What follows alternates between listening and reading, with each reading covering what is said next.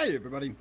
I was once asked if this was a picture of my family, and while I'm sad to say it is not, it also has nothing to do with fish keeping. But today we are going to talk about experience.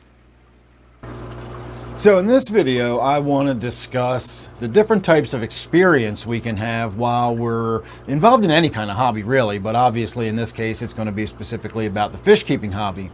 And as I started gaining more and more experience when I was newer in the hobby, I began to realize there's two very distinct types of experience that we acquire. There's the type of experience I was acquiring and I have acquired over the years, and that is a lot of experience in a little bit of time. I've got tanks all around me. I was constantly buying new fish and trading them in and setting up new scapes and trying different things, and I experimented with brackish water and I experimented with salt water, and as a result I lost a lot of fish and I had a lot of problems early on, and that's to be expected considering I had bitten off an awful lot of this hobby and I was just gobbling it up and just trying to learn as much as I could as fast as I could. And so while I never really had any tank that lasted any real length of time or maintained any type of stability at that point in my career of a fish keeper, let's say maybe 2-3 years in, at best the most I ever would have had a fish stay alive would be 2 or 3 years, since that's how long I was in the hobby. And that's not exactly a lot of stable, longevity. And that sort of brings me to the other kind of experience you can have in the fish keeping hobby, and that's the person that's had one tank that's just sat there for years and years and they've never had any problems with it, and they've had that one koi fish in there for 25 years and they've never had ick and they've never had an algal explosion and so on and so forth. But you've got 25 years of just steady running, no problems, no dying fish.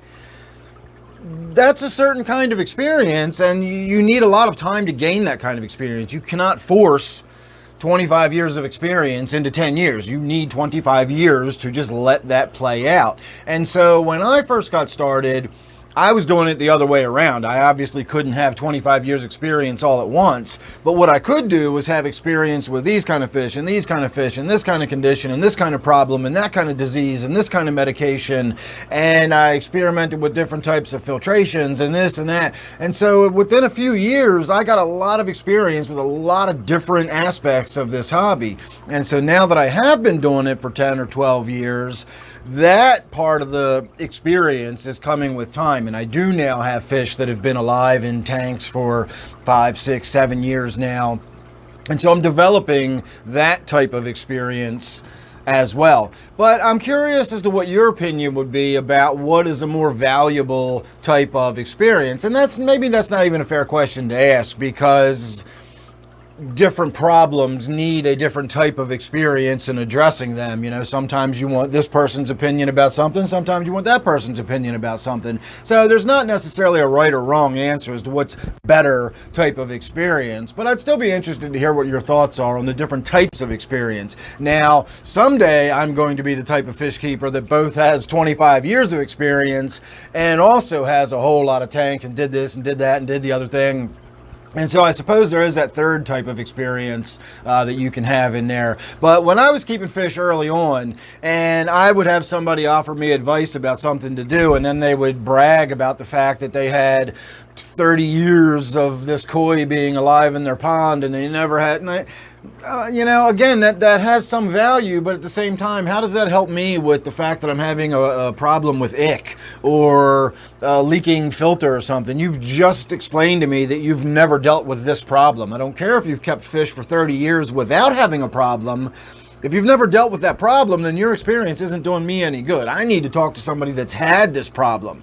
And so being that fish keeper that's never had any problems has never really been my goal. I've never been one to want to be able to say I never have any issues with my tanks. And I do have issues with my tanks, and it's sharing my experience with how I dealt with those issues that gives my value to the community, and my experience can help other people. Me just simply sitting here smugly telling you that I've never had that problem, I don't know what you've done wrong, but my tank has never had those problems, that doesn't help anybody. And again, that's just not good, valid experience. And obviously you can probably tell I had some experiences early on with elder fish keepers giving me a bunch of crap about the way I was doing things or whatever, just because they'd never had that problem before. And so since the beginning, I've always thought about these two different types of experiences. And again, I would just be interested to hear your opinion about what you think about the whole conversation. So there you go. That's today's video. Hope you enjoyed that. Make sure you're subscribed.